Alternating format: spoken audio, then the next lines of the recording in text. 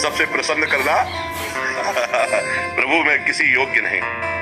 भगवान स्वयं अपने श्रीमुख से कहते हैं एकादशी स्कंद भागवत में, व्रतांश यज्ञ छंदांश तीर्था नियमा यमा यथा वरुंधेत सत्संगा सर्वसंगो पहो हिमाम। मैं बड़े बड़े व्रत से वश में होने वाला नहीं, मैं बड़ी बड़ी यज्ञों से वश में होने वाला नहीं, मैं नियम संयम से वश में होने वाला नहीं।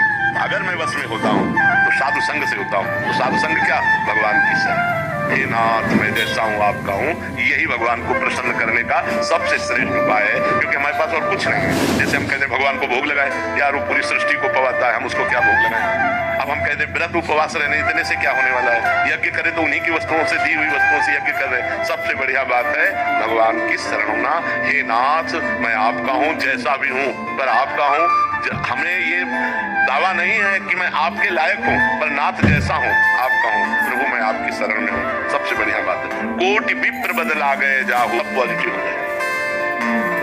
हम जो कह रहे हैं नाम कीर्तन करो पहले, भगवान विष्णु का भी 1000 नाम कीर्तन है शास्त्र, लेकिन आधा घंटा कोई नाम कीर्तन करो जो नाम प्रिय हो आपको। हरे कृष्ण श्री राम जय जय, जो भी राधा राधा राधा, खूब जोर जोर से भगवान नाम कीर्तन करो और चलते फिरते नाम जप करो। फिर देख लो आप उसका परिणाम, फिर आप खुद अनुभव करें। लेकिन लंबे समय तक 2-4 दिन किया फिर पाप कर लिया, फिर 2-4 दिन किया पाप किया, वो बात नहीं है। पाप आचरण रोक करके लंबे समय तक करो तो तुम्हारे पाप नष्ट हो जाएंगे, सफलता हाथ लग जाएगी।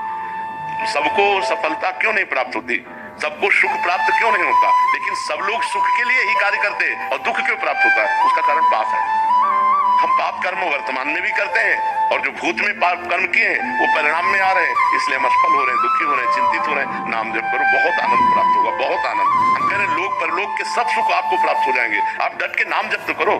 जैसे लोग कहते हैं कि नाम जप करने से क्या खाना मिल जाएगा, तुम खाना की बात क्या करते हो? अगर भगवान का नाम जप करो तो लोक परलोक सब जगह सुख प्राप्त होता है। जहाँ पाप नष्ट हुए तो सुख ही सुख घेर लेता है। और अगर भाई पाप कर्म करोगे तो पुण्य के प्रताप से ये मिल जरूर सकता है, लेकिन तुम्हारा नाश हो जाएगा, अंत में तुम्हारा नाश हो जाएगा।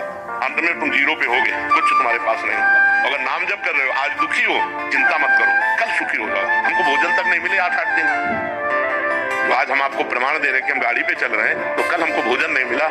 सर्दी में उड़ने के लिए कंबल नहीं था, बोरा उड़ते थे, टाट समझते ना, जिसमें गेहूं का आटा भरा जाता है, वो बोरा उड़कर सर्दी पार करते थे।